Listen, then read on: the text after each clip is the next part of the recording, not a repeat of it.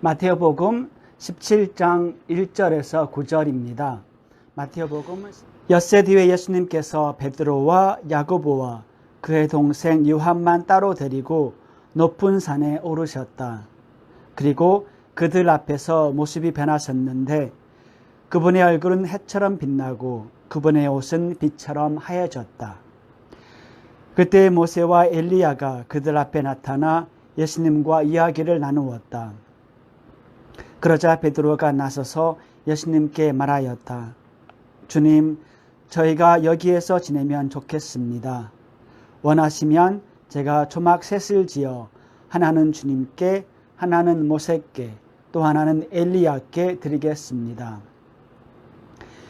베드로가 말을 채 끝내기도 전에 빛나는 구름이 그들을 덮었다.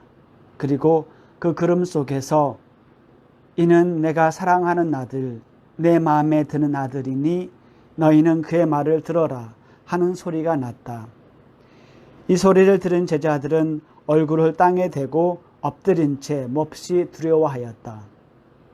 예수님께서 다가오시어 그들에게 손을 대시며 일어나라, 그리고 두려워하지 마라 하고 이르셨다. 그들이 눈을 들어보니 예수님 외에는 아무도 보이지 않았다. 그들이 산에서 내려올 때에 예수님께서는 그들에게 사람의 아들이 죽은 이들 가운데서 되살아날 때까지 지금 본 것을 아무에게도 말하지 마라 하고 명령하셨다. 예수님의 영광스러운 변묘 이야기입니다. 저희를 위해서, 당신이 사랑하는 제자들을 위해서 영광스러운 모습을 보여주십니다. 배경은 높은 산입니다. 높은 산에 제자들을 데리고 올라갔습니다.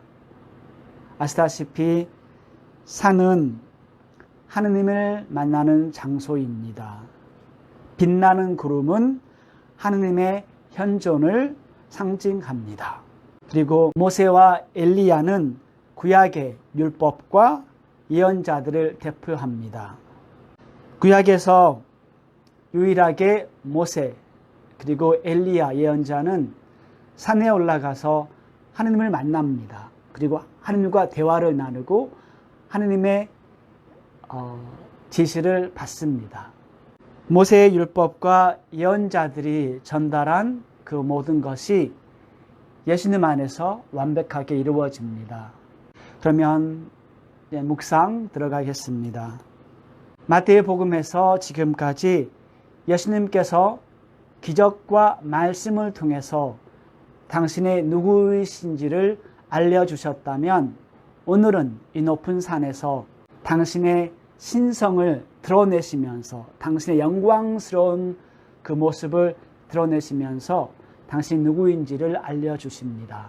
특히 당신이 사랑하는 이 세 제자들에게 당신의 영광스러운 신성을 보여주십니다. 그리고 제자들은 황홀에 빠집니다. 하느님께서 모세에게 당신의 영광스러운 모습을 보여주셨듯이 예수님께서도 제자들에게 당신의 그 영광, 당신의 신성을 보여주십니다. 구약에서 하느님께서 모세에게 당신의 영광스러운 모습을 보여주신 이유는 그만큼 모세의 사명이 컸기 때문입니다. 그렇기 때문에 당신에 대한 모세의 믿음을 확인시켜 주셨습니다. 당신의 모습을 보여주시면서 당신의 말씀으로 또 기적으로 모세에게 당신을 향한 그 믿음, 신뢰를 확인시켜 주셨어요. 마찬가지로 예수님께서 당신의 제자들을 위해서 기적도 하시고 말씀도 전해주셨는데 오늘은 특별히 이 높은 산에서 이 제자들에게 당신이 정말 하느님의 아드님이시라는 것을 보여줍니다. 16장에서 베드로가 신앙 고백을 했죠. 예수님, 당신은 정말 하느님의 아드님이시고 그리스도이십니다. 그러한 베드로에게 오늘 예수님께서 베드로의 믿음을 확인시켜 줍니다. 왜냐하면 베드로의 사명 역시 아주 컸기 때문입니다. 교회의 반석이 되어야 할 사명을 가졌어요. 그리고 다른 두 제자들에게도 그러한 그 영광을 보여주십니다. 예수님께서 당신의 사랑하는 제자들을 위해서 당신이 누구인지를 보여주셨다면 저희에게도 각자 보여주십니다. 우리 모두 그리스도인으로서 주어진 사명이 있습니다. 저는 사제로서, 수도자로서 사명이 있고 여러분은 각자의 자리에서 주님께서 주신 사명이 있습니다. 저는 이제 그리스도인의 사명을 말하는 거예요. 그 사명에 필요한 은총을 주님께서 주십니다. 당신의 영광스러운 모습을 저희에게 각자 맞게 필요한 만큼 주십니다. 주님은 저희를 그냥 이렇게 보내주시지 않아요. 가서 알아서 해봐라. 그렇지 않습니다. 저희에게 필요한 은총 다 주시고 저희와 함께 해주시면서 저희가 그 사명을 실천할 수 있도록 완성할 수 있도록 도와주십니다.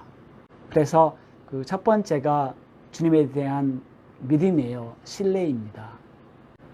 형제 자매님들에게는 어떤 은총이 제일 다가오실지 모르겠지만 저는 개인적으로 그 예수님의 영광스러운 모습을 여기 성체 그리고 십자가에서 자주 봅니다. 필요할 때마다 제가 필요할 때마다 성체 조배할 때 그리고 십자가 바라보면서 주님께서 저에게 그 필요한 믿음의 은총 또 사랑의 은총을 주십니다. 그리고 확인시켜 주세요. 그러면 힘이 납니다. 용기가 나고 주님과 함께하면 할 수 있어 라는 그런 확신, 그런 희망을 가지게 됩니다. 형제 자매님들도 한번 이렇게 자기 자신을 성찰해 보세요. 나에게 제일 도움이 되는 그 은총이 무엇인지, 어떤 분에게는 복음 말씀, 어떤 하느님과 함께하는 시간, 성체 조배, 미사, 자연. 중요한 건 제가 그걸 알고 그곳으로 가는 겁니다. 주님께 다가갑니다.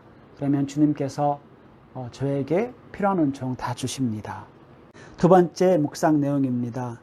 하느님 아버지께서 증언해 주십니다. 제자들을 위해서 예수님이 당신이 사랑하는 아들이라는 것을 확인시켜 줍니다. 이번이 두 번째예요. 첫 번째 증언은 예수님께서 세례자 요한으로부터 요르단 강에서 세례를 받은 후에였습니다. 기억나시죠?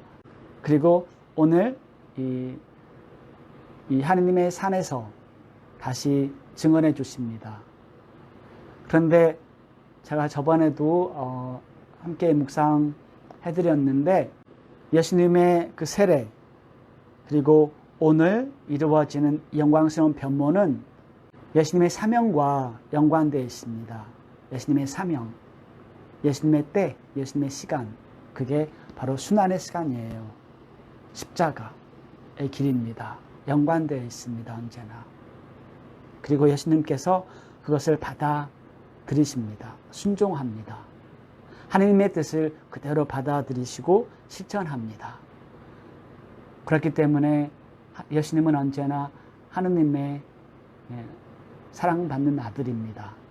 이 소리를 들은 제자들은 두려워하였습니다. 얼굴을 땅에 대고 엎드린 채 몹시 두려워야 하였다고 합니다. 아직 하느님 아버지를 잘 모르는구나. 왜냐하면 나중에 이제 신약을 보면 특히 베드로서간 그리고 요한 복음을 보면 그 두려움이 없습니다. 특히 요한사도 요한 복음을 보면 하느님 아버지에 대한 언급이 정말 많아요. 그리고 베드로 사도도 당신의 그 서간을 통해서 하느님 아버지에 대해서 얘기합니다. 그런데 지금은 하느님 아버지를 잘 모릅니다. 두려워해요. 그런데 예수님 안에서 그 하느님에 대한 두려움이 다 사라집니다. 예수님께서 그들에게 손을 대시며 일어나라 그리고 두려워하지 마라 라고 하십니다. 가끔씩 제가 어떤 형제 자매님들에게 이런 이야기를 들어요. 처음에는 하느님이 많이 두려웠다고. 두려운 하느님. 하느님을 두려워하기 때문에 죄를 짓지 않는 겁니다. 그런데 하느님은 두려워하는 하느님이 아니에요. 예수님께서 저에게 하느님 아버지가 얼마나 좋으신 분인지, 얼마나 자비로우신 분이신지를 저에게 알려주십니다. 그렇기 때문에 저는 예수님 안에서 하느님의 영광스러운 모습, 하느님의 자비, 하느님의 사랑을 체험할 수가 있습니다. 그럼 잠깐